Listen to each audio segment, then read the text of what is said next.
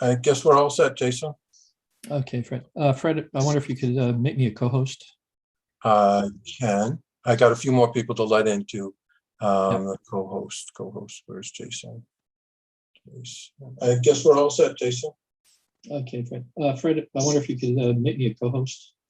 Can. I got a few more people to let into. Yep. The co-host, where's Jason? I guess we're all set, Jason. Okay, Fred. Fred, I wonder if you could make me a co-host. Can. I got a few more people to let into. Wait, I think we have a problem. I think somebody's audio needs to be muted and may need to use a headphone or a headset rather than, I think the sound that's coming out one is being fed back in through the microphone.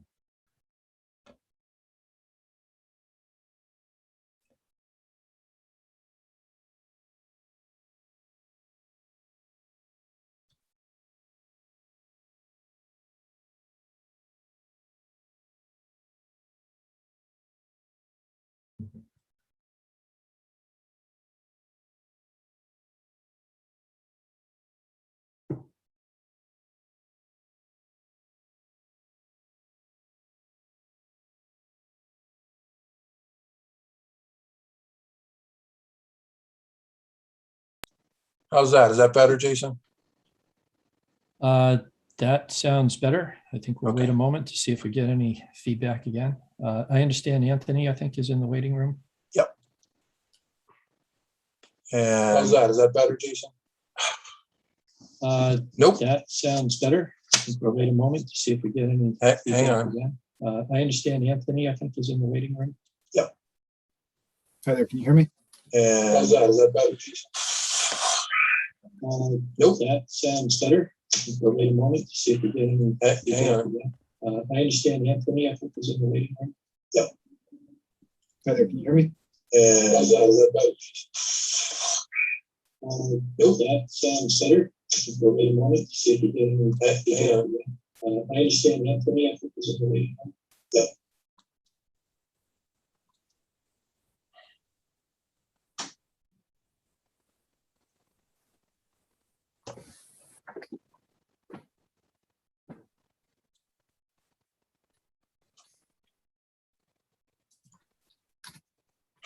I assume nobody on the call also has the YouTube stream active somehow, somewhere. No, I think it's.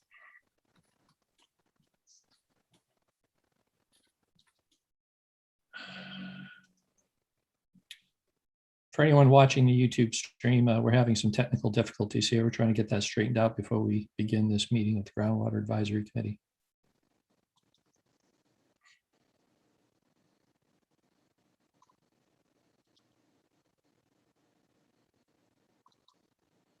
Okay.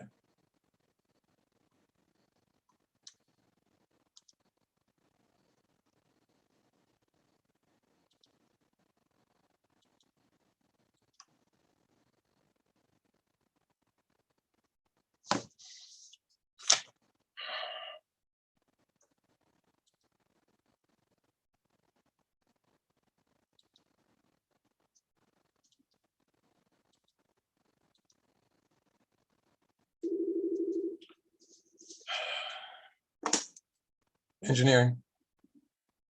Yeah. Hello?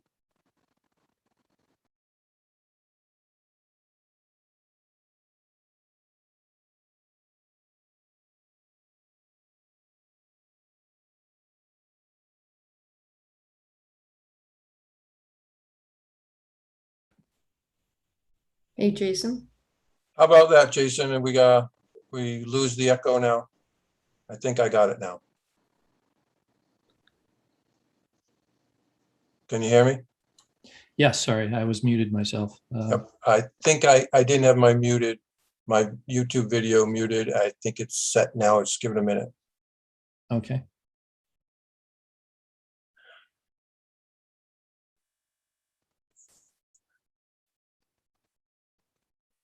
I think we might be good. Okay, I'm going to bring in Paula Devereaux, Rick and Patty Gates, Vito. Vito.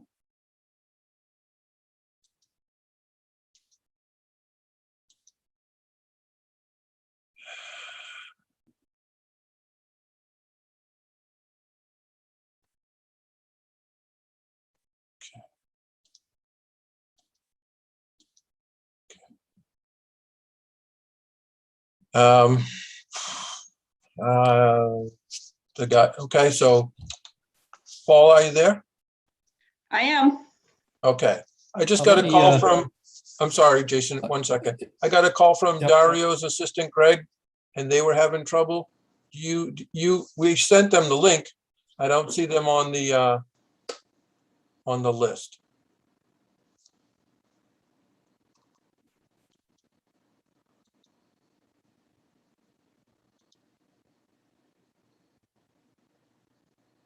No.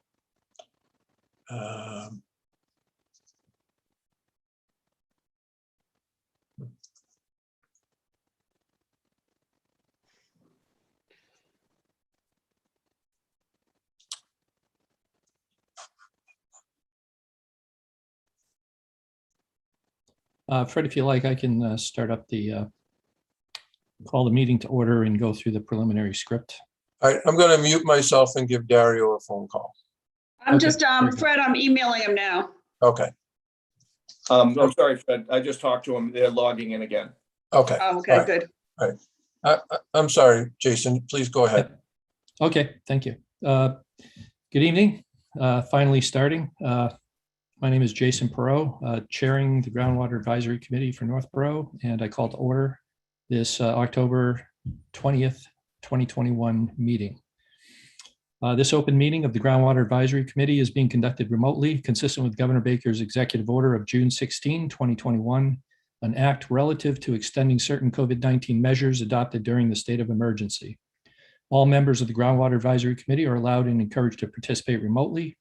The order allows the Groundwater Advisory Committee to meet entirely remotely so long as reasonable public access is afforded so that the public can follow along with the deliberations of the meeting. The public is encouraged to follow along using the posted agenda unless the chair notes otherwise. Members of the public who wish to view the live stream of this meeting may do so by going to Northborough Remote Meetings on YouTube via the link posted on our agenda, or you can go to the town website homepage, click the Remote Meetings button, and that should take you there as well. Ensuring public access does not ensure public participation unless such participation is required by law. This meeting will not feature public participation. I'd like to now confirm the presence and audibility of the members of the committee. Members, when I call your name, please unmute yourself and respond in the affirmative. I am Jason Perot, representative for the Board of Selectmen. Anthony Zeiton. Here. Anthony's with the Planning Board. Teresa Capobianco. Present. Teresa's Board of Health.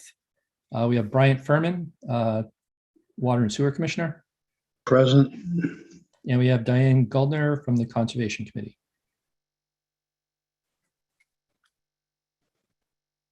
Diane, could you unmute and acknowledge, please? Sorry, I'm here. Yeah.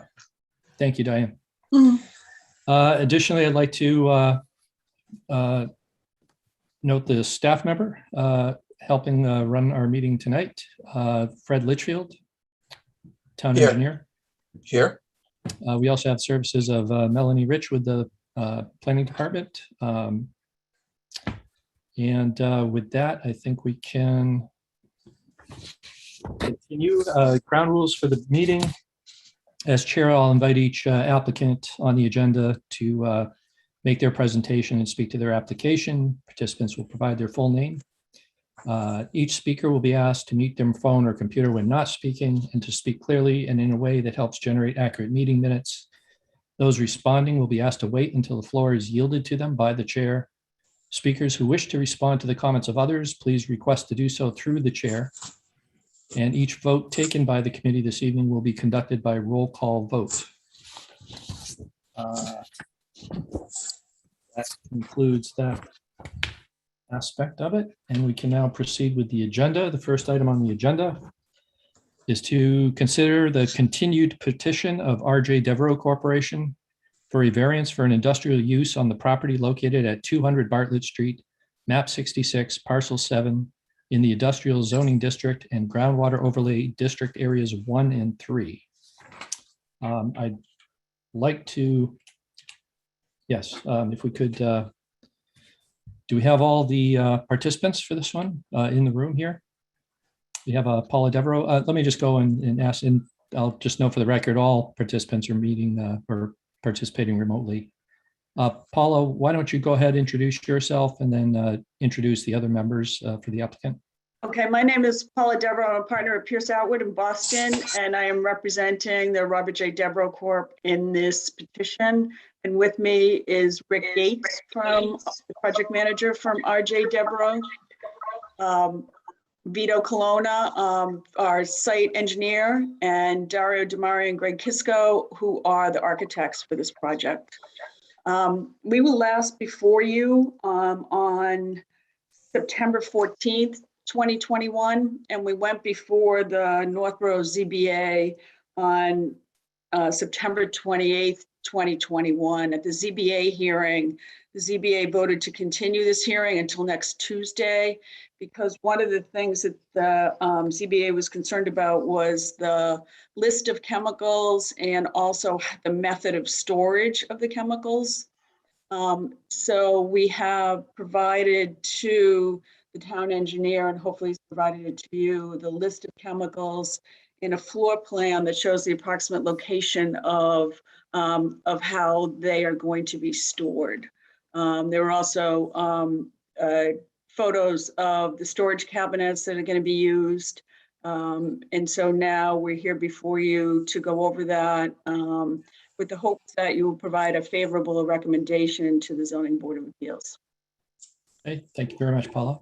I would just like to note for the clarification of everyone involved, this Groundwater Advisory Committee is exactly that, an advisory committee. We're not a permit granting authority. We don't issue approvals for anything. Our recommendation will go to the permit granting authority, and based on that recommendation and other aspects of the bylaw that they might consider, they will make their decision whether to approve or not. The focus of this committee tends to be on the technical aspects relating to groundwater protection, and perhaps not to some of the broader aspects of the bylaw that might come into play for the application. So there may be other aspects of the bylaw that the permit granting authority will take into consideration in formulating their decision. So with that clarification, I would invite you to, I guess, make your presentation for the clarifications relating to the hazardous materials and other mitigation factors that would be put into play. Fred, do you have something? I do. I have one person in the waiting room with a phone number that ends in 400. Paul, if that's somebody with your group, let me know and I'll bring them in. Otherwise, I'm just going to assume they're for the next meeting. Oh, it might be Joel Quick. So, Okay. Do you know if Joel's phone number ends in 400? no, unfortunately, I don't know his number off the top of my head. Joel, if you can hear this, can you just hit the raise your hand button and I'll bring you in? That would be a *9, I believe, on your phone. Thank you, Jason. Mm-hmm.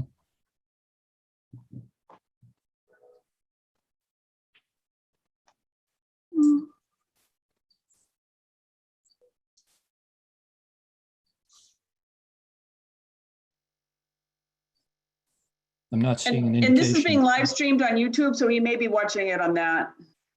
Okay. If he wants to participate, we need to make sure that that's him, and then I can bring him in.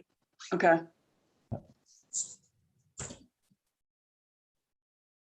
Okay. Why don't we proceed then, Paula, or whoever the representative that wants to make the presentation?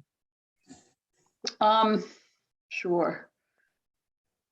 So we were before you in, as I said, in September, because RJ Devereaux Corp has a purchase and sale agreement and seeks to purchase this property to use it for a contractor's yard. We were before the Groundwater Advisory Committee and then went to the Zoning Board of Appeals in late September. The Zoning Board of Appeals had reviewed the recommendation letter, or the advisory letter, I should say, that the Groundwater Advisory Committee through the town engineer provided to the Zoning Board of Appeals. And the ZBA felt uncomfortable voting on this variance application unless and until the chemicals could be, the gallonage could be agreed to or understood, I think. And they wanted more information about the exact chemicals. So since that meeting, we have provided to Fred Litchfield, the town engineer, a list of the chemicals, depictions of how the containers that they'll be stored in, as well as a floor plan of the maintenance building that these chemicals will be stored in. And I don't know, Fred, if you've had a chance to review, I saw your letter that you provided to the committee members, and I'm not sure whether or not you want to go into that in any detail.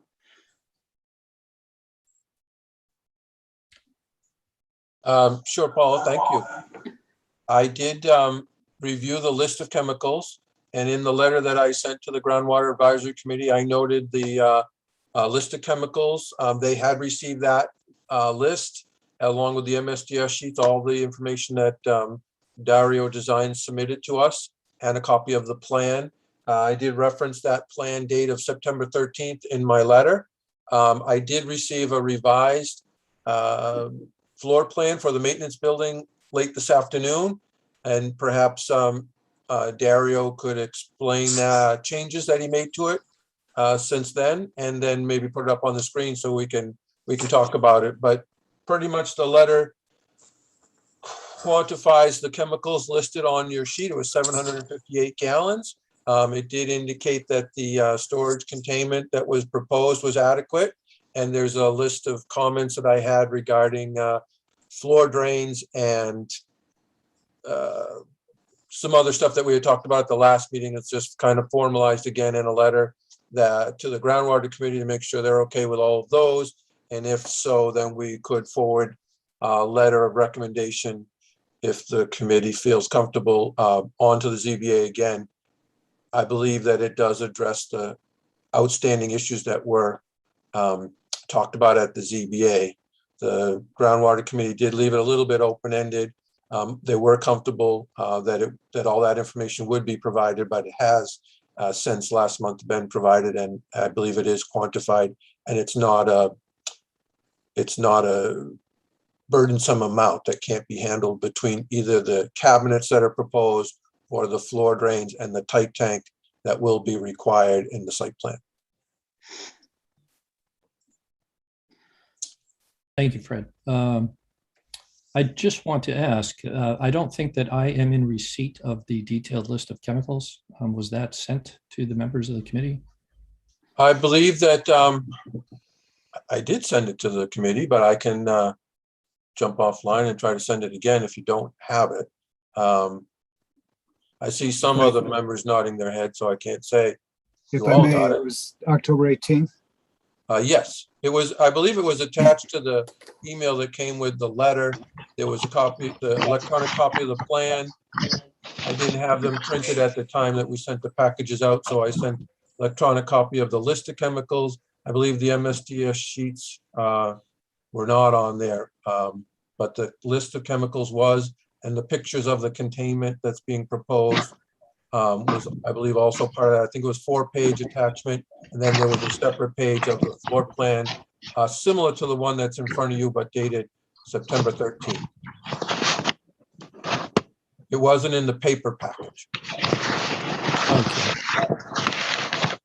I'm hearing a lot of background noise here. Let me. Would you like me to send it again, Jason? If you could send the list of chemicals to me, that's just an email attachment? Yep, I can send it. I'll just send it right now. Just give me. Fred, this is Brian. I didn't receive it either. You didn't get it as part of the attachment with the letter? No. I believe it was part of the, that's all. I'll send it to all of you. Okay. Give me one Thank you. second to exit full screen and get to my email.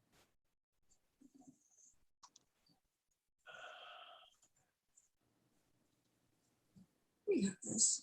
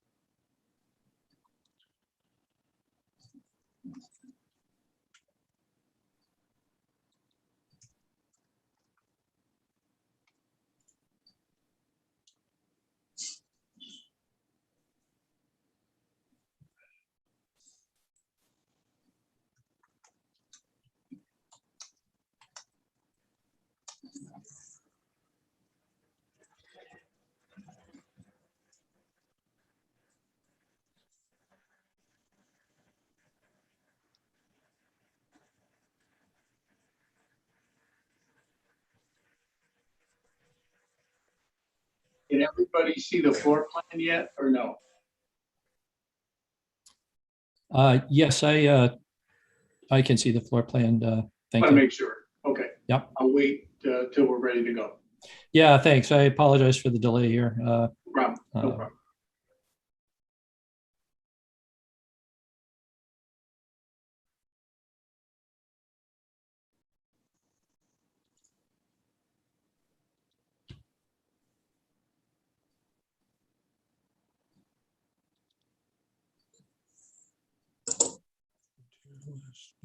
If I could just check with the committee members. Anthony, you do have a list of the chemicals?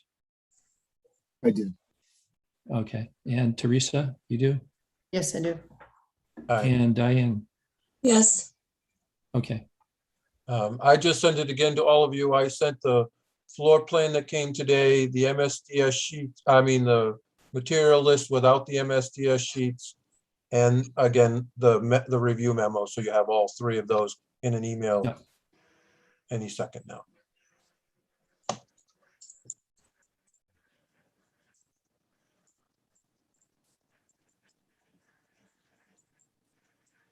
Yes, thank you. I have it. Okay, great. Sorry about that. Not sure what Yep. happened. No, it's okay. Okay, with that in hand, do we want to just proceed first with the diagram here and kind of go through the layout in the maintenance building? All right, we'll start on that. So we did send a list of all the chemicals, all the quantities of all the chemicals, and the list also shows which type of container they're being stored in. And you'll see on the right here of this drawing, the quantity of the chemicals, and then the fact that we're going to be having more storage capacity than required just to be safe. So we'll start off, north is up on the plan. So this is Bartlett Street. Can you see the cursor? Yes. Okay, so basically the northern part, just going to be a couple offices and a lunchroom, some bathrooms, and a mechanical room and an entrance. We actually have guardrails here, kind of above and beyond for safety in case someone's walking out of an office with a cell phone. We just don't want them to get hit by anything. So we're a little bit beyond OSHA, but that's the way Devereaux wants to operate. There's a drive that enters from the eastern part of the site through the building. And that's where the trucks would come in with the trailers on them to get serviced. The trailer portion on the western side of the building, we have the two service bays. And that's basically where a truck would come in to get its oil changed or any type of minor service. They're not servicing engines or transmissions or anything here. What we've done is on that chemical list that we sent you, we put letters on the cabinets that they would be stored in. So if you see the letter A, then you'll see this is cabinet A. And in this case, they're just big, tall tanks. If you see, so each one of those will have a letter, then you can look on the plan to coordinate with the letters. And I guess I'll just start walking you through from basically A to F or to E. And here is just a cage and a container for oxygen and argon. And we drew, we're going a little above and beyond to show the safety thing, but those are stored here. And the code says it has to be 25 feet minimum from the acetylene, because it's like oil and vinegar not wanting to mix. And the acetylene's over here. So this circle is the 25-foot circle minimum, and we're 60 feet from it. So we're twice the code requirement, just as far as spacing of those two products. Down here, the same type of container for the acetylene and the propane. Container B is a flammable cabinet for storing flammables. There's one on this side where they'll be servicing the smaller equipment, and another one here for servicing the vehicles. And we'll go to the notes on the right and walk through those. I'm just gonna, oh wait, yeah, I'll get rid of that. So on the right, because some of these notes will apply directly to this. Notes 1 through 5 are, we put that on the most recent drawings because they directly address the letter that we got this morning from Fred. So, and it was all in agreement, but we figured we'll put them on the drawings, make it official, and I'll go through those notes and then relate these notes back to the containers. But as a fundamental concept, the first note's important. The total volume of the chemicals proposed to be stored on the site is 758 gallons. That's max. And then you can see the reference list for all of those. So that's the quantity. The second note is probably the most important note. All floors in the building are sloped to the drains for the hazardous waste containment, and the drains go to tight tanks. The tight tanks are designed to hold all the chemicals and a sprinkler discharge as per the fire department with respect to time. We haven't got that time yet, but whenever that's in, that'll tell us how big the final tanks have to be. There was a question about electric and cooling and heating. All the buildings are going to be heated with natural gas. That was a question that had come up. Another one that we had talked about, but we're just putting in writing to make sure everybody's on the same page, is all the paved areas on the site are going to be burned to capture any runoff, and that prevents any, just a normal, oil that you would have on the street from getting into any of the protected areas. So they all get into catch basins, and you have separators, and that's all, everything's contained on the site, not just the building. So there's a little bit of belt and suspenders there as far as conservation is concerned. The construction materials that are stored outside will be covered at all times. So that's note 5. And these, we just put them number to number, corresponding with Fred's letter. So number 6, which will take us back to where we were here, when we talk about a flammable material or chemical. The flammables are all stored in code compliant flammable storage cabinets. The amount of flammables that we have is 32 gallons total. The amount of flammable storage cabinet space is 2 cabinets times 60 gallons, which is 120 gallons. So we're erring on the side of safe, even though the containment in the floors will capture all this. These cabinets also are sealed. So if there is an event or a problem, they're sealed, and we've got way more capacity to store if there is a spill, then the amount of chemicals within the cabinet. So that was erring on the side of safety, just giving us that much extra capacity in the event of a spill within a cabinet, because the floor is designed to hold it up beyond that. And then the same thing with the non-flammables. There's 22 total gallons of non-flammables chemicals stored in these cabinets, and yet we have the capacity, we have 2 cabinets with a total capacity of 60 gallons each, totaling out 120 gallons of spill containment for 22 gallons of material max in those cabinets. And then you can see the non-flammables are here, cabinet C and cabinet C. So what's going on basically is A, B, and C are servicing the trucks. And then you've got the B and C here servicing the smaller single piston pieces of equipment. And then here is the actual oil drums. We've got 6 55-gallon drums, and they have their local spill containment with the containers that they're stored on, in addition, again, to the floor having a capacity to store it all if the containers weren't there. So it's another belt and suspenders beyond what the floor capacity can hold. And here's the parts washer, and that's just container H. And I think that's everything here. Oh, we've got nitrogen here, which is again in tanks, which are stored vertically. We have a wash bay where a truck could come in and get washed. And one of the things we had actually thought about was from this line down, sloping everything in this direction, because we don't have anything north of the drive aisle with contaminants in it at this point. So that's pretty much the storage of containers. We've got a cage here where they store parts, 2 work areas.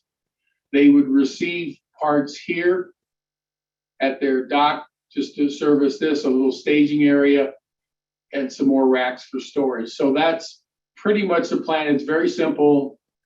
The vehicles can drive through. There's 2 bays for service for the trucks.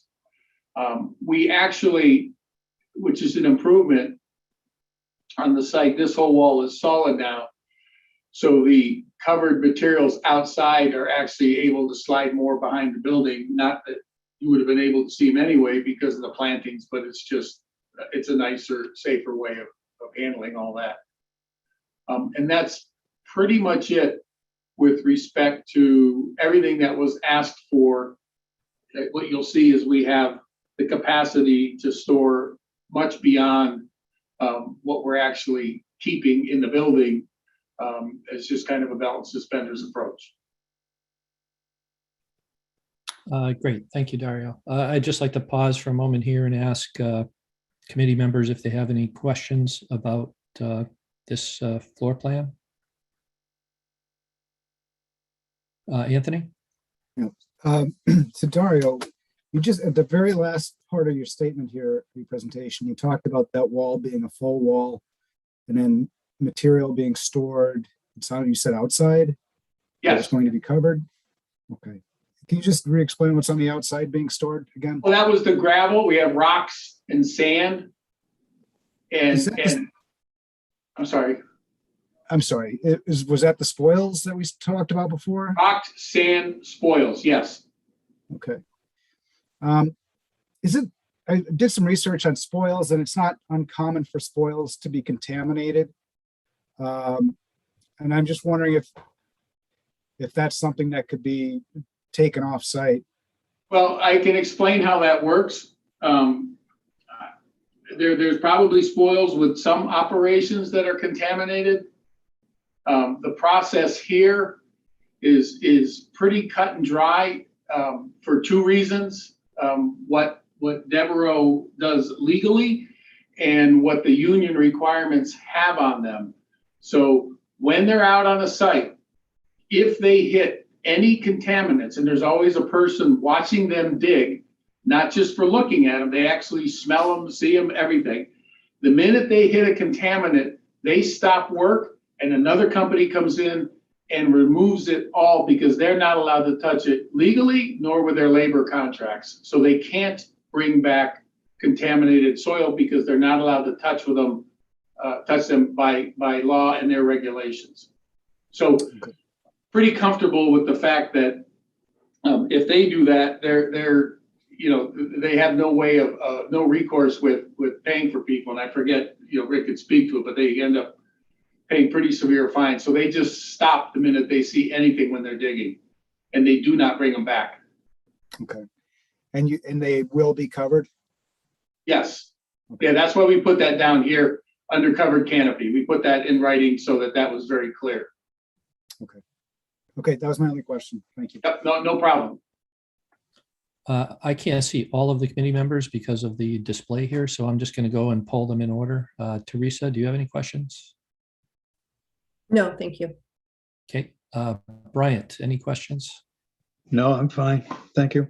Very good. And Diane, how about you? I need you to unmute, Diane.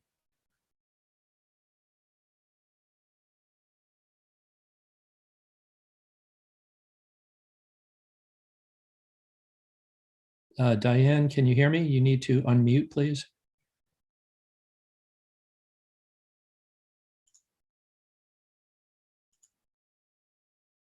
Sorry about that. I have no questions. Okay, very good. I don't have any additional questions. I appreciate the walkthrough here of the layout and everything. Is there any additional information you'd like to present? No, I don't think so, unless Paula has anything. It's pretty cut and dry now. Hopefully it's everything you asked for. Quantities, how they're stored, where they're stored, and the fact that I think we've done with I'll call it belt and suspenders, because in fact, the floors themselves contain everything. So we've got a lot of extra stuff there, and hopefully, people appreciate that.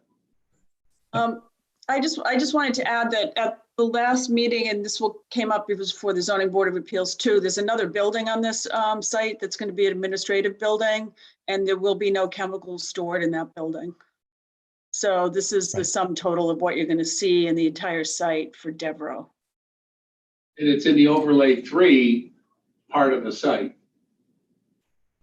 The groundwater 3, I'm sorry, there's nothing stored in the groundwater 1. I will say we can't speak to Lammy Automotive, that's already had approvals here, but this is for the Devereaux use only. Right, understood.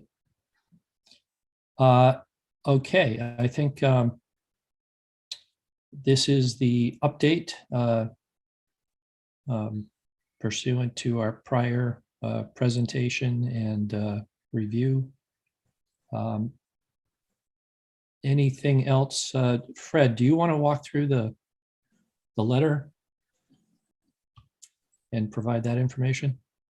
Yes, actually, I had a quick question for Dario, and then I'd be happy to walk through the letter, because those are comments that, if the committee's okay and wants to recommend approval, they would all be incorporated into a memo to the ZBA on your behalf. So first, my question for Dario was, he showed the line along the drive-through bay near the open workspace and indicated that that part of the floor may not slope towards the drain because there's no chemicals in there. I assume that if that area has sprinklers, we have to make sure that if there's any chance that sprinkler water can mix with the sprinkler water on the other side of that line, and be mixed with the chemicals, that it would need to get to the tight tank. So just want to make sure that either if it's not sprinkled, that's fine. If it is sprinkled, then it needs to be able to get to the floor drain, wherever those floor drains may be. I assume they're somewhere near the drive-through bay and the wash bay. That's correct, Fred. So when the building comes in, you'll have to show the sprinkler heads, and then Yes.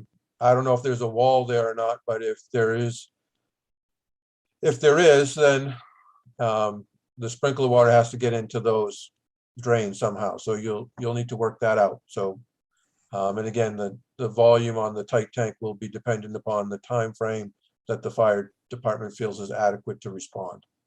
Correct. Okay. Yep. Okay, I'm happy to go through the letter. One by one. I reviewed the list of chemicals, the MSDS sheets, and the floor plan that was dated the 13th, which is basically the same as this. I believe Dario added a few comments on there on the notes to reflect some of the notes in the letter. So it's again, as Dario said, belts and suspenders. The total volume of chemicals proposed to be stored on site is now 758 gallons, which should be the limit allowed in any recommendation to the ZBA. The materials list of chemicals, proposed floor plan, and the containment areas should all be referenced in the recommendation to the ZBA. The second comment is the proposed maintenance building shall be equipped with floor drains connected to a tight tank size to accommodate chemicals stored within the building, as well as sprinkler water discharge during a catastrophic event for a period to be determined by the fire chief. Each of the proposed buildings shall be heated with natural gas. The entire site shall be regraded and repaved to include a berm around the entire limit of the paved surfaces to allow the drainage system to capture all runoff. The site plan shall include a drainage system design, which shall be in conformance with all federal, state, and local stormwater regulations. We do have a newly adopted local stormwater bylaw that you will fall under when the time comes. I also wanted to point out to Vito, I know we haven't really heard from him tonight yet, but I wanted to point out to him that I'm hoping that there's a way for him to regrade that area between the administrative building and Lamey's Automotive to include that in the resurfacing so that perhaps there can be a low spot in between there. I know the grade's a little tricky, but I'd like to get some of the water away from Lamey's building into a low spot that then can go into the drainage system because the site falls away from the back of Lamey's building. And since it's all part of the same site, be all part of the same drainage system, I want to make sure that that gets adhered to as much as possible. Okay. Thank you. The construction materials stored on site shall be permanently covered. That would be the spoils and the rock and sand that Dario was explaining in response to Anthony's question.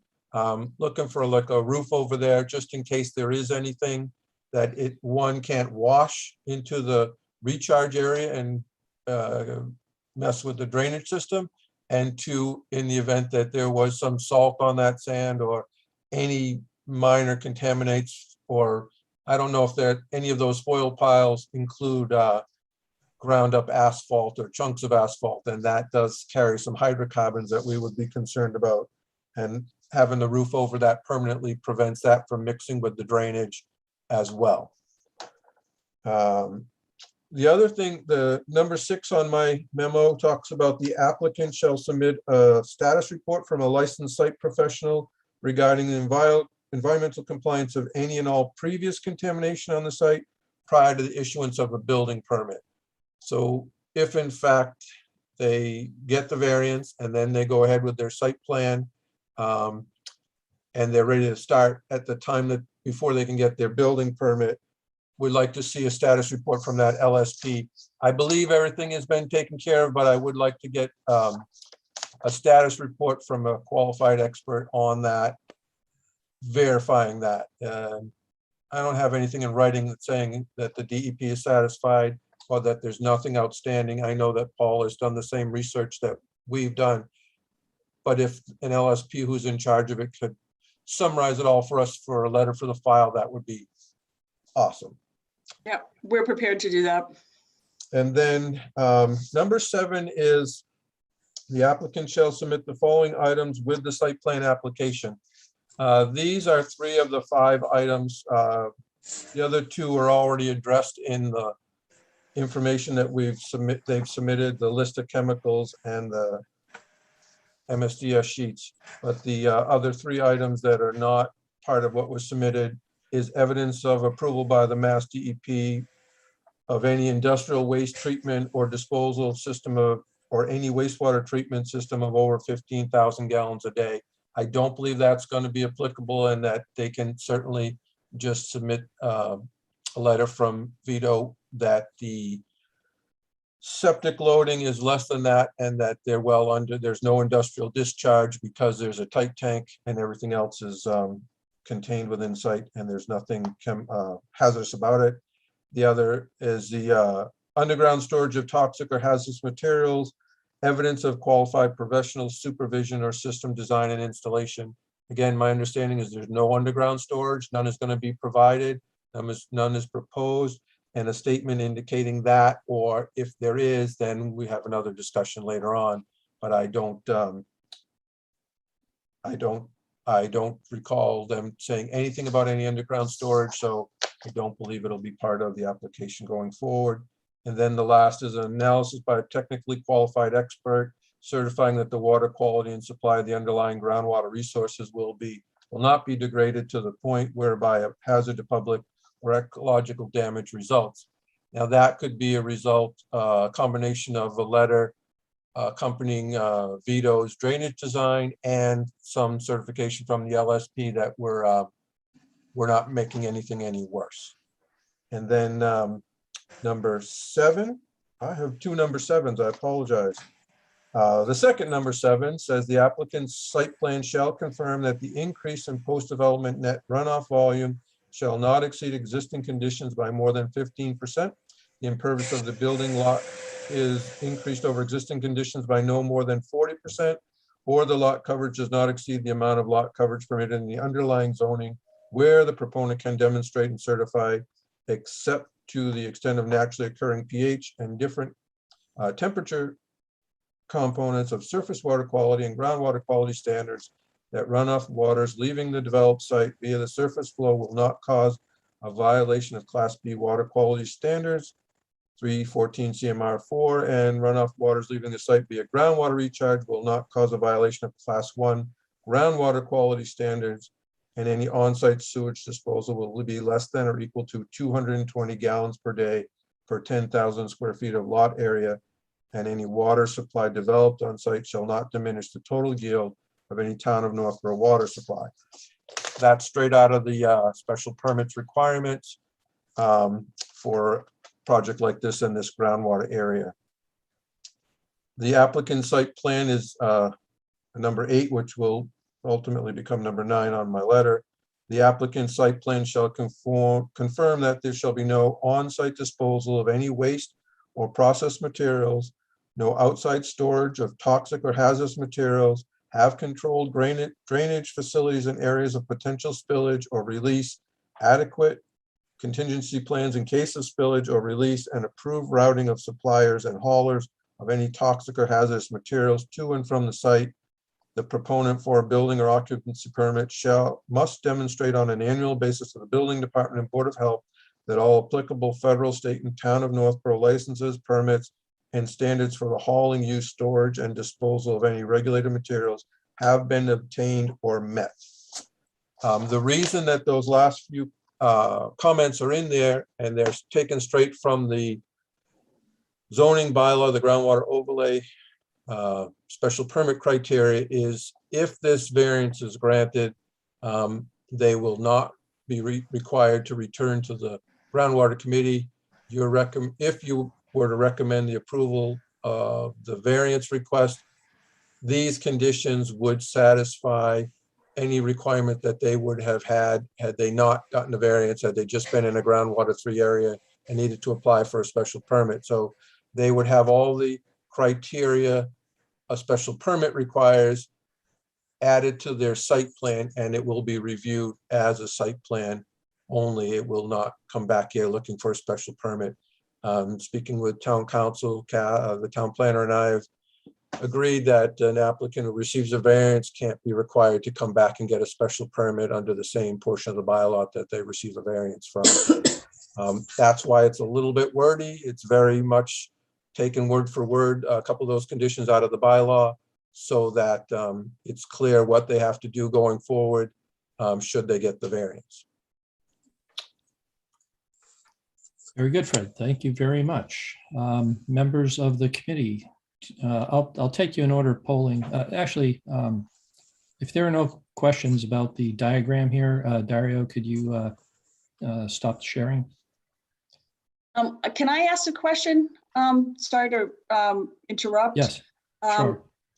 So one of the questions I have is this diagram is pretty specific. And as a lawyer, I sometimes in zoning things don't always like things all that specific because what if something changes in the interior of the building? I understand that all the containment has to be there, but if there's changes in, minimal changes in locations of the cabinets, is that something that has to come back to anybody?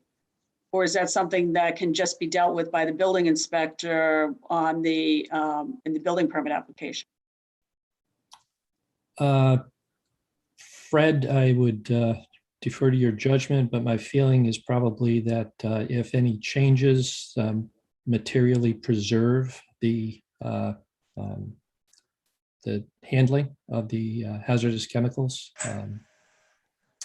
according to the parameters we've seen exhibited in this diagram, I imagine that would not be a concern. Well, the intention of my letter and the request of the information that they've supplied was to primarily quantify. So you have that number, 758 gallons. Any change to that number would require a return trip to the ZBA because they'll be the ones ultimately granting the variance if they choose to. The types of containment, the containment within the building, there is some flexibility as to where it goes within the building, as long as it meets the building code. I don't have a problem with it. And as long as the floor is sloped to a drainage system that goes to a tight tank and everything that is spilled inside is captured along with any sprinkler water.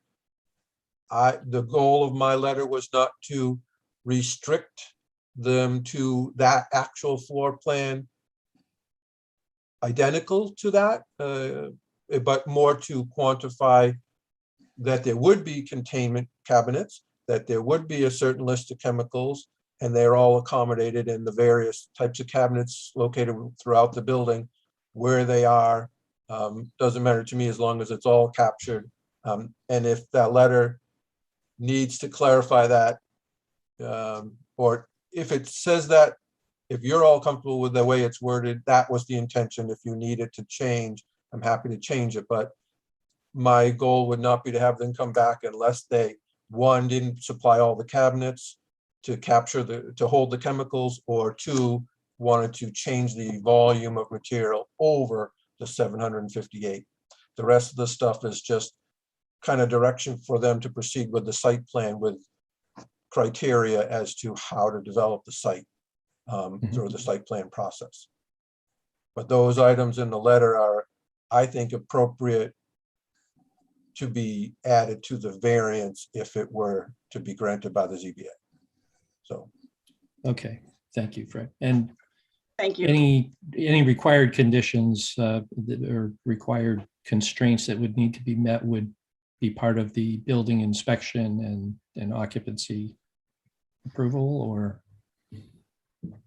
Yes, I believe that the fire department will also have a say on things like what Dario talked about, spatial distances between oil and water being stored and how that's done. They have fire regulations as to how close some of those things can be, and that will override the site plan and the building code to make sure that the fire code is met. So. Okay. So the applicant's point is acknowledged. The diagram presented is not precisely the diagram necessarily. There's some flexibility to make adjustments to that while still satisfying the requirements. And if the applicant's uncomfortable with the way the letter is worded, or the committee's uncomfortable, now is the time to make a change, and then we could send it off to the ZBA, and they will have the opportunity to discuss the wording with the ZBA at their meeting next week. I guess I do not have any specific concerns myself. I'd like to go to the committee members again in turn, because I can't see if people are raising their hands. Anthony, do you have any questions or concerns? No more. Thank you. Okay, Teresa, any questions or concerns? No, thank you. Bryant, any questions or concerns? No, looks complete. Thank you. And Diane, any questions or concerns? None on my part. Very good. Any final points or information from the applicant? No, I'm fine with, I don't know if we could use the word approximate plan, or I don't know, the schematic plan, or somehow identify that, Fred, so that when it gets to, and I can discuss this with the zoning board of appeals, but I just want to make sure that when I do discuss it with the zoning board of appeals, that the intent not to be exact with the floor plan is acknowledged at the ZBA, I think is more my issue.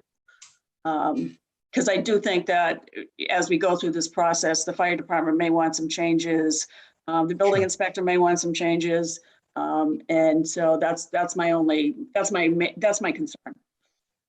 Got it. But based on what people have said, I'm fine. Okay. The letter will reference the plan title and date that Dario gave it. I'll be at the meeting to explain, as I did tonight, that the plan is just a pictorial indication of the fact that everything has a containment. Approximately where it is within the building is shown on the plan, but it's not cast in stone, if you will. And we're fine with not going over, and we understand that if we did go over, the gallonage would have to come back, or if we didn't have containment, we'd definitely have to come back, and we wouldn't get a building permit, I don't think. So, so we're fine with that. Thank you. You won't get site plan approval. Yeah. Yes. If there's nothing more, then I would ask the committee if someone would like to make a motion, and I'll supply some phrasing, a motion to the effect that that the Groundwater Advisory Committee recommends to the special permit granting authority that if the application is approved, said approval will be subject to the following conditions, and then conditions as noted in Fred's letter. Do I have a motion to that effect, or a revised phrasing of the motion? So moved. And do I have a second? Second. I have a motion by Teresa Capabianco, second by Diane Goldner. Any further discussion? Seeing none and hearing none, this is a roll call vote. Anthony Zeiton, Yes. Teresa Capabianco, Yes. Bryant Furman.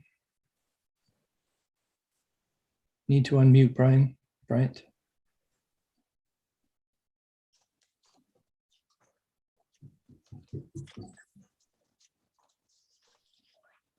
Bryant, you need to unmute.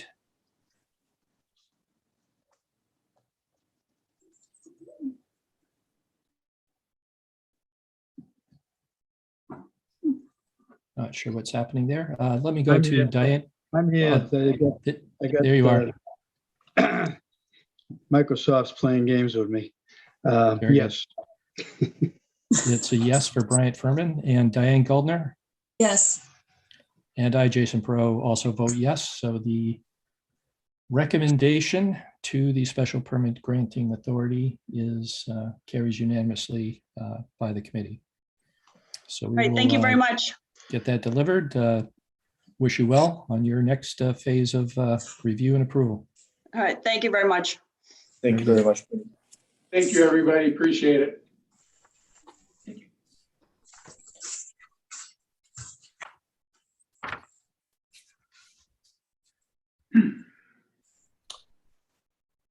The next item on our agenda is to consider the petition of Matthew Latore for a special permit with site plan approval, special permit groundwater protection overlay district for operation of a nail school at 300 West Main Street, building C3, first floor, map 81, parcel 11, located in the Business West zoning district and groundwater protection overlay district areas 2 and 3. Fred, do we have,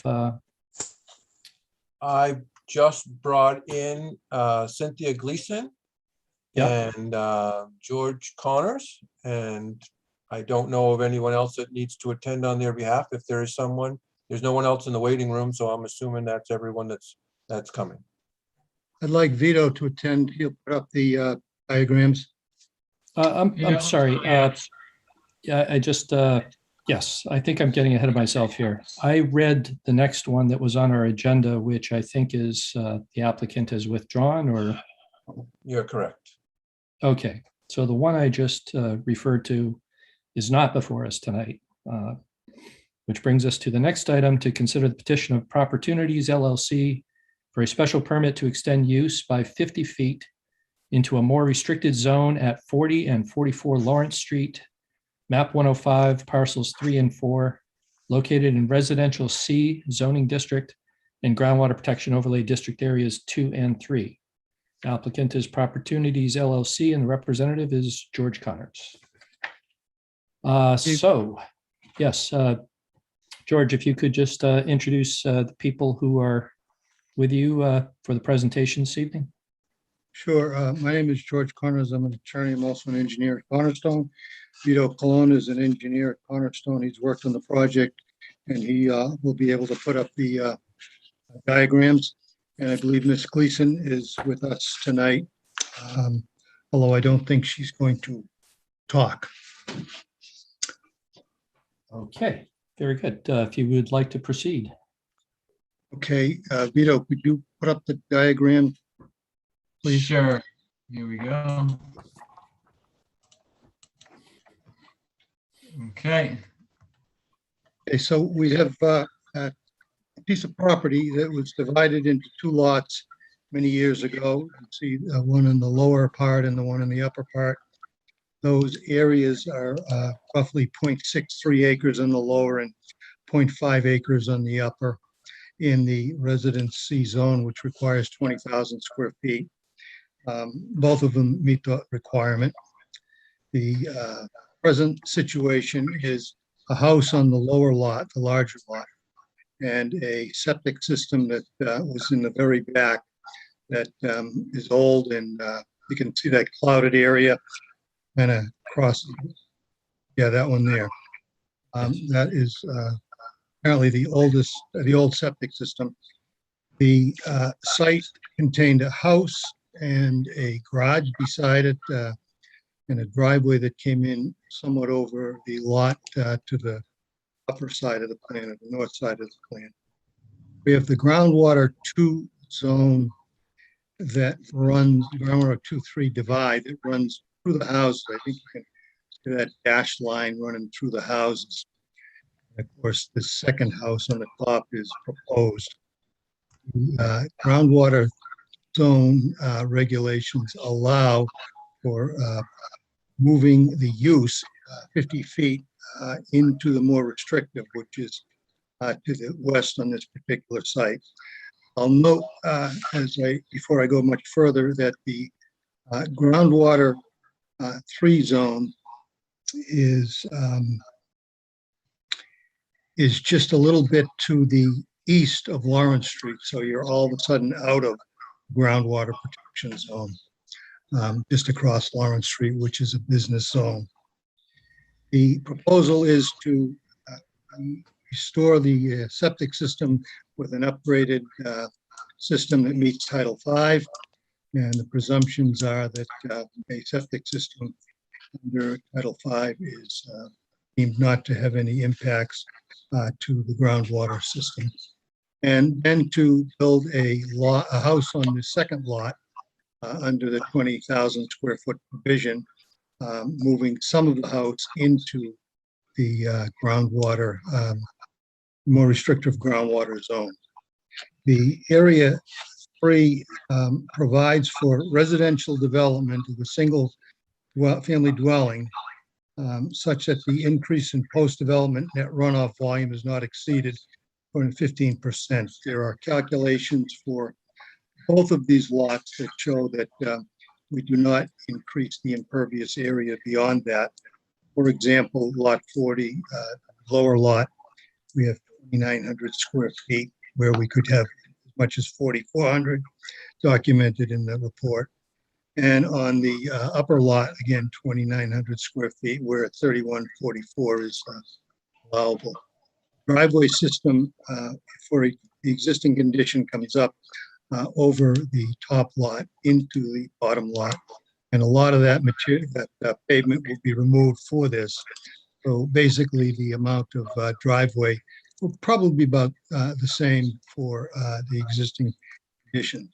You can see that to the west of the property, in back of the houses, we have dry wells for our roof runoff. And you can see the new septic systems in the front of the property. So as I said, we're replacing one system that would not be in compliance with Title V with the upgraded system for the existing house. And for the proposed new house where there's a garage existing, mostly in that zone, we are replacing it with a house roughly the same square footage impacting that zone. But now with the addition of the 50-foot provision, I think we meet all those regulations. I do understand that we have to go to the Zoning Board of Appeals in this particular one. And we did get a letter from from Fred Litchfield late this afternoon. And I had already addressed the use of that residential lot relative to 40,000 square feet versus the 20,000 square feet in section B1, area 3, part 2 residential development is allowed in there on the underlying. If you look through the various sections of the groundwater protection or areas 1 and 2, they delimit areas required to use the lots, but in the area 3 for residential development, you won't find any specific amount of land that's required. So I say that it reverts to the underlying 20,000 square feet. Furthermore, if you look at another section in that C section 7, it talks about 20,000 square, 220 gallons per 10,000 square feet. And if you apply that on these two, that 4 bedroom houses are allowable. So having said all that, and rather quickly, I'm happy to respond to any questions and comments. Thank you, Mr. Connors. Fred, do you want to just go over the letter and just put that information in mind for us? Sure. I agree with most of what Mr. Connor said. The impervious cover does seem to be appropriate. The ground residential C does require 20,000 square feet. I just differ on my opinion that the portion of the lot that is located within the groundwater area 2 can't be used to satisfy that 20,000 in the groundwater 3 area. The use could be extended and therefore the house could be in there, but I don't believe that you can get a building permit for a lot that doesn't contain the entire 20,000 square feet outside the groundwater 2 line. And I believe that staff has been consistent with their recommendation to the ZBA on that point in previous cases. I think that a new septic system is an improvement to the groundwater in this area. I believe that this property can support 1 new house with a new septic system, not 2. May I respond? Yes. As I stated clearly that there is no restriction. You'll find a restriction for square footage of lots in the 1 and 2 zone, both for single family and commercial as well as industrial. But there is no requirement on square footage for the zone 3 for single family. Duplexes and multifamily, again, and I think it's section 6 or 7 of part C, talk about 220 gallons per 10,000 square feet. That's the only one in that particular district that talks about it relative to residential. Again, I disagree with Mr. Litchfield on that perspective. There is also no definition in that section for groundwater of either area or lot. So I think that we did go to the default position where there is an absence of a specific dimensional area requirement for a single family under D1C Part 2. And I would hope the board would do that with that in mind. Well, Thank you, Mr. Connors. Yes, uh, Fred? I am not above admitting that I may be wrong. I don't believe so, but I'm happy to try to obtain opinion from town council between now and the ZBA meeting. I think if Mr. Connors is accurate, it should be reflected by an opinion by town council. I did not have time to get that. Again, I believe you can't use the land area for groundwater 2 to support the overall district, but if that is the case and the use is within the part of the property that the groundwater line is extended into the more restrictive zone as the bylaw allows, then yes, he would be correct. I'm not 100% sure that he is, but I am happy to research that and try to get that answer for the ZBA next week. Other than that, the plan does meet the bylaw. It does show less than the 15% lot coverage. They do show some dry wells that captures the runoff from the roof area, which is always a plus. The septic systems being designed in conformance with the current state sanitary code is a plus. The lot sizes do meet the 20,000 square foot. It's just the use of the land area in the groundwater to satisfy the land area requirement that I would question. And like I said, if the board wants to recommend approval contingent upon the confirmation of that fact, that would be appropriate.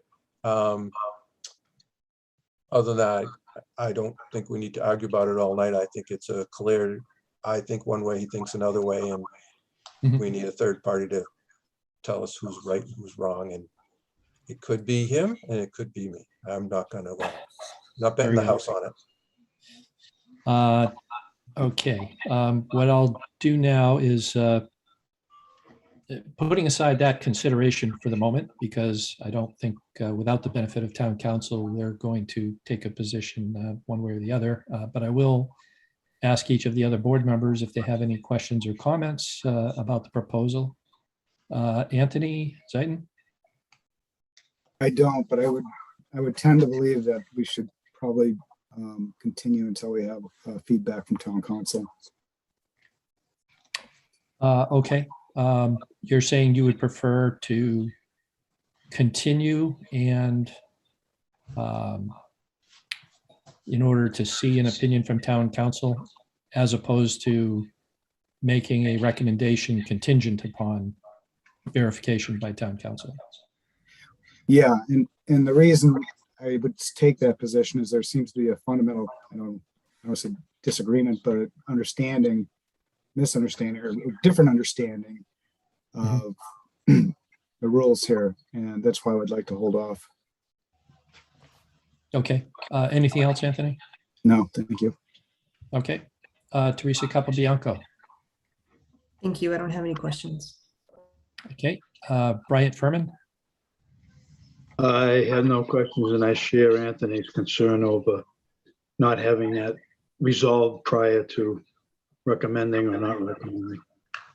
Okay, and Diane Goldner. Likewise, it seems very confusing to follow this. Get it cleared up. Right.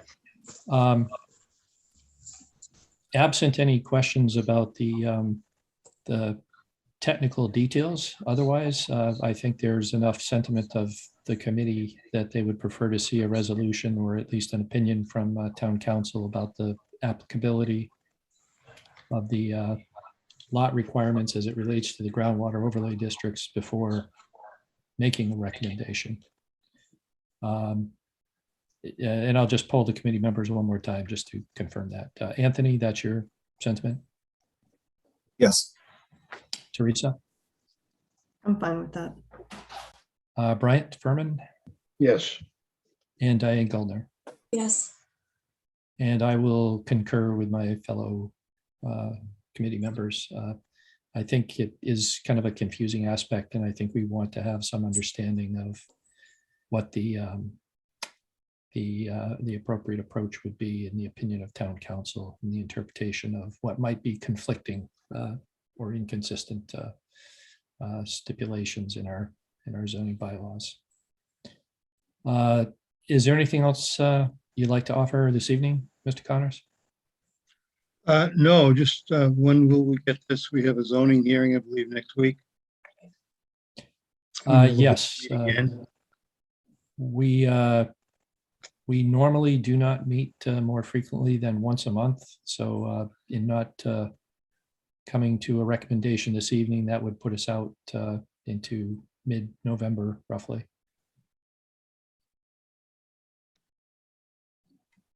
Well, I don't know what I can say other than I have to accept it. Okay.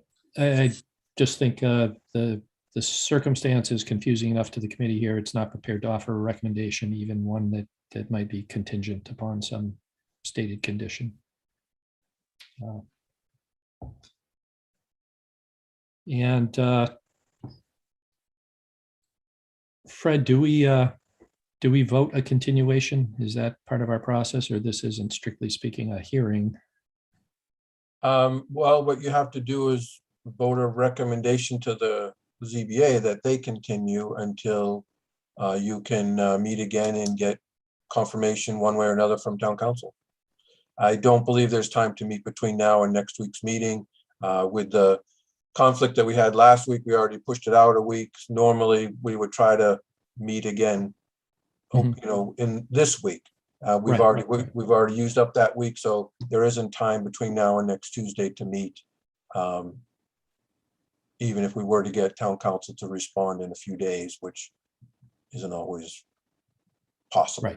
Right. So some kind of a motion that recommends that sends a recommendation to the ZBA that they continue until their next meeting to allow for this information to be obtained.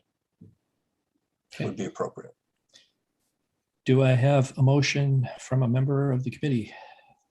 I move that we encourage is it ZBA? Am I in the right group? Yes. Wait Yes. until we have a positive picture of what can and cannot be done on these lots. Based on opinion from town council?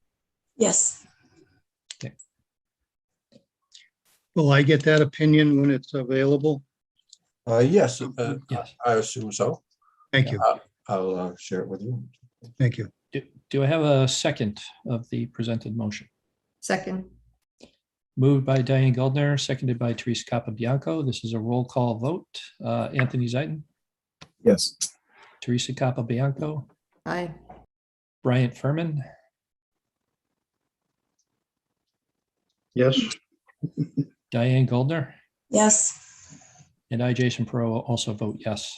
So the recommendation to ZBA to continue their hearing until this committee's had a chance to review opinion from town council. And when will that hearing be? Our next regular scheduled meeting would be as listed on the agenda, November 9th, if November the 9th. committee is all available. And then the ZBA would be the 2 weeks later on whatever that is, the 23rd. Okay, I got it. Thank you. Yeah, unless anyone on the committee know that they have a conflict on November 9th, is that? As of right now, we have a Board of Health meeting at 6. At 6. But I don't know.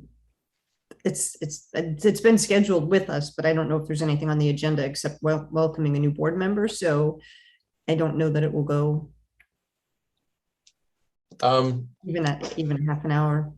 I can move the meeting to Wednesday, the 10th, or we can go later. I'll confirm that with Kristen tomorrow, the Board of Health agent, and see if she thinks that you'll be done by 6:30 or 7 o'clock, or we can meet on the 10th if that's a doable date for everyone. That would be the Wednesday. Fine with me. Why don't you send us an email, Paul, Fred, and Okay. community members can respond with their availability and try to get that scheduled within that Just- week. Just so the applicant knows, it'll either be later than usual on Tuesday the 9th or 6 o'clock on Tuesday, Wednesday the 10th. I'm just looking for the date for conflicts. Okay, Yep. it'll be either Tuesday or Wednesday that week, 9th or 10th. I think Vito can leave now. He can go to bed. Good night. That's Thank all you. day. Good night, Vito. Thank Good you. night, Vito. All right. So we'll close. Okay, yep. Thank you. All right, Night. thank you very much. Good night.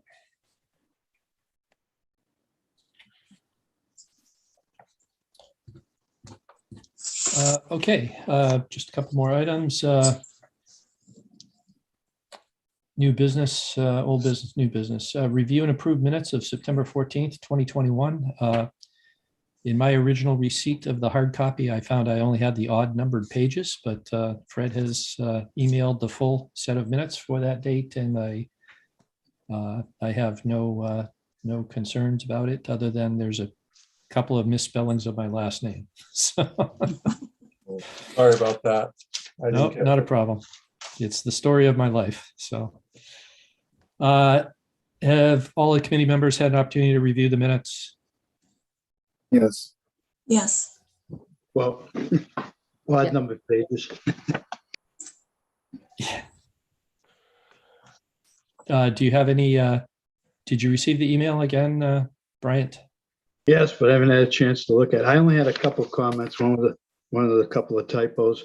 The only real substantive comment I had was page 3 in the first paragraph.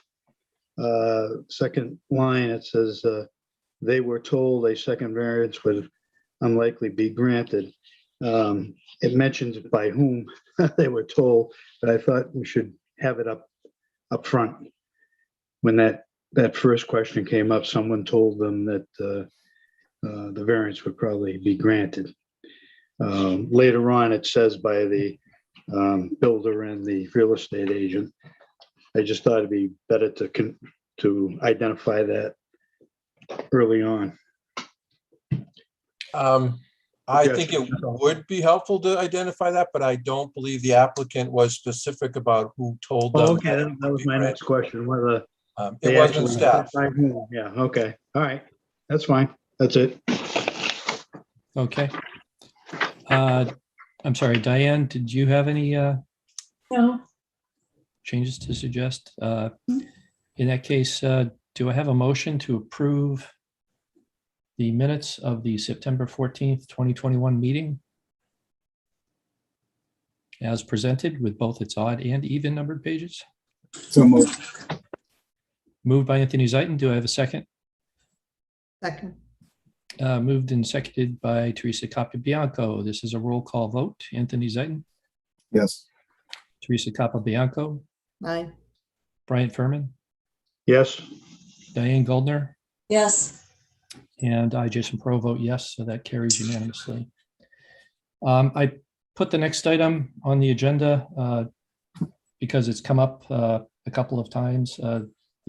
The next item is consideration of phrasing of the committee's recommendations to special permit granting authorities. And I kind of alluded to that earlier when I suggested the phrasing of the motion for our first applicant. Rather than recommending approval, what I'm hearing or what I'm understanding about is that we want to recommend that if the special permit granting authority does offer approval, that approval be subject to the conditions that we determined. So our recommendation is to attach our conditions to an approval if approval is granted. Is that in the spirit, I think, of what we're trying to provide to the special permit granting authority? Because there may be other factors relating to the approval of the application that are outside of our scope.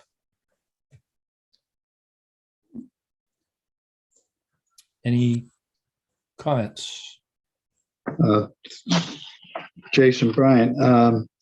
Yep. What if the ZBA does not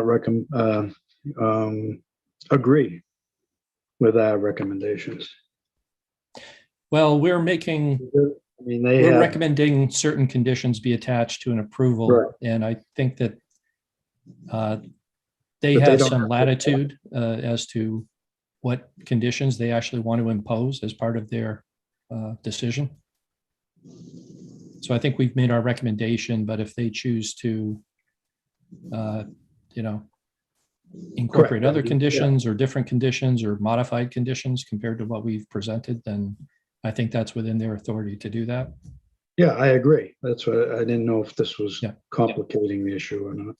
No, I think just rather than phrasing our recommendation to say recommend approval with conditions, we're just saying we're recommending that if the application is to be approved, the Okay. following conditions be incorporated into that. Okay. So that's what we're not recommending approval. We're recommending conditions that should be attached to an approval if approval is granted. Does that sound like the right way to present our recommendation? Yes. Yes.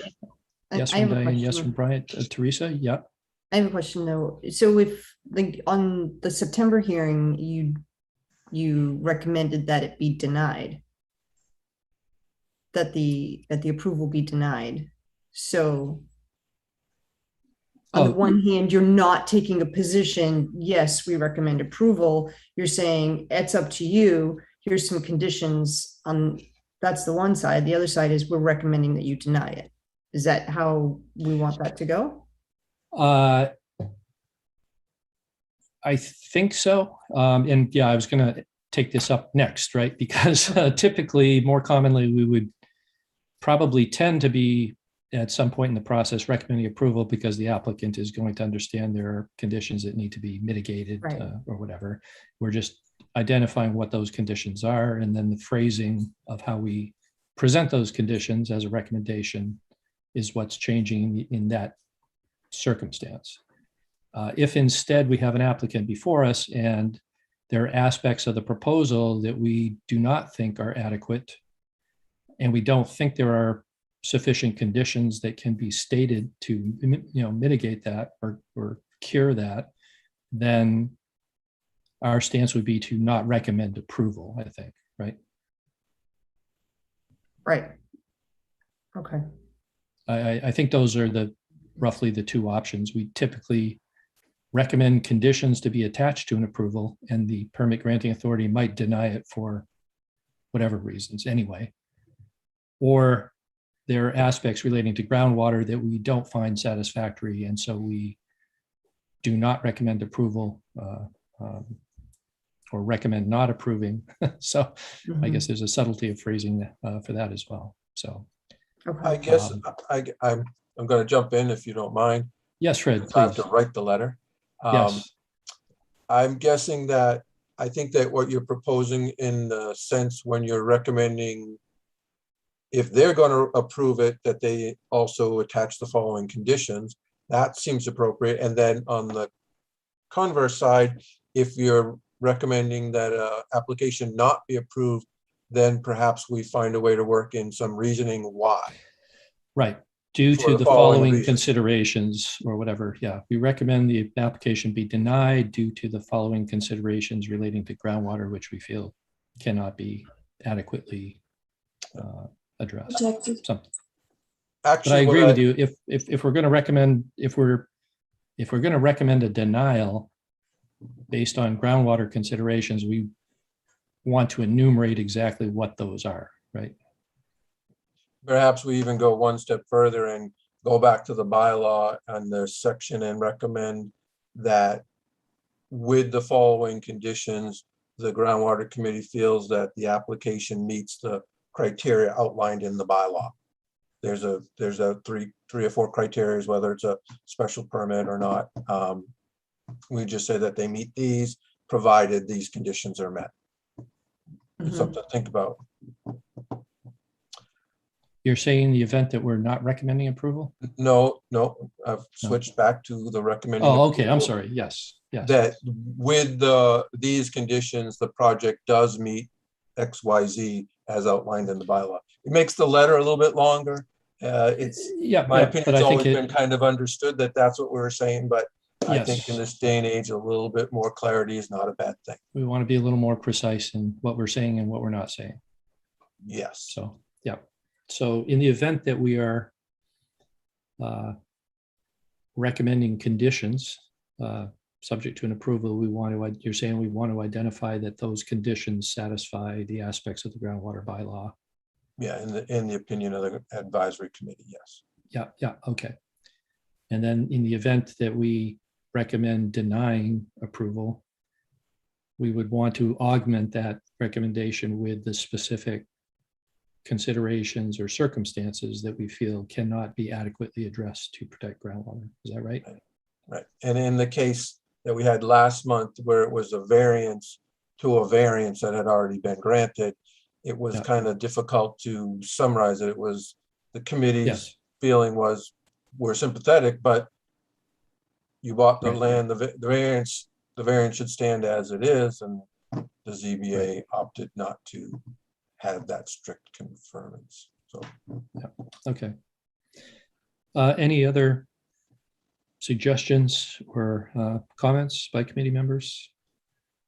I would only say I agree with both the new recommendations and what Fred had added about adding in the bylaws. It just makes things much more clear. Okay, great. Teresa, are you satisfied? Yeah, I think if we're tracking the bylaw language, it's fine. Okay. Bryant, are you satisfied? Yes, fine with me. Okay, and Diane, how about you? Yes. Okay.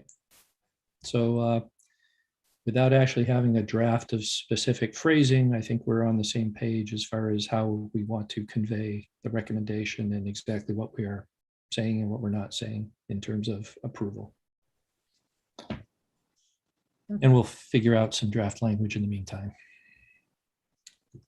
If there's nothing more for that, next meeting date, I guess, as we were talking about earlier, Fred, that would be either November 9th following the Board of Health meeting, depending on the timing, or perhaps trying for Wednesday that week. Yes. Okay. Wednesdays have become easier to schedule. Although I had a little hiccup at the beginning of this one, I'm able to host these meetings myself, and the host that we've been using for webinars is unavailable on Wednesday, so that leaves Wednesdays wide open. So scheduling that, I'm sure, can be done on a Wednesday. I like to meet on Tuesday since that is our day, but I don't want to have a meeting that forces Teresa to be in two places at once. So right, I think we can work around it. Give it a try. Well, get two monitors, yeah. Yeah. Teresa, at the moment, you don't have a sense of how short or how long the Board of Health meeting would be on November 9th. I don't think that there's anything on the agenda right now, except we finally got our 5th board member for the first time since Jamie Terry put a 5-member board together. So she's going to be introduced. And we usually get a COVID update. I know that actually, now that I think of it, we were going to discuss the numbers in town and determine whether or not we want to reinstitute a mask mandate. So that's on the agenda. I suspect that's probably about a half an hour or so, depending on what those numbers look like. If our numbers look good, then it'll go pretty quickly. And that's a 6 o'clock time for Board of Health? Yeah. Okay. Why don't you, I guess we're trying to set it. Fred, when do you think we need to set a firm date? I should be able, I'll talk to Kristen tomorrow. And I had talked to Kristen in the past because this conflict comes up. Sure. It hardly ever came up before COVID, but now it comes up all the time. And she had indicated that the Board of Health may be willing to meet at 5:30 and that we could maybe then start at 6:30 because most of their meetings don't go more than an hour.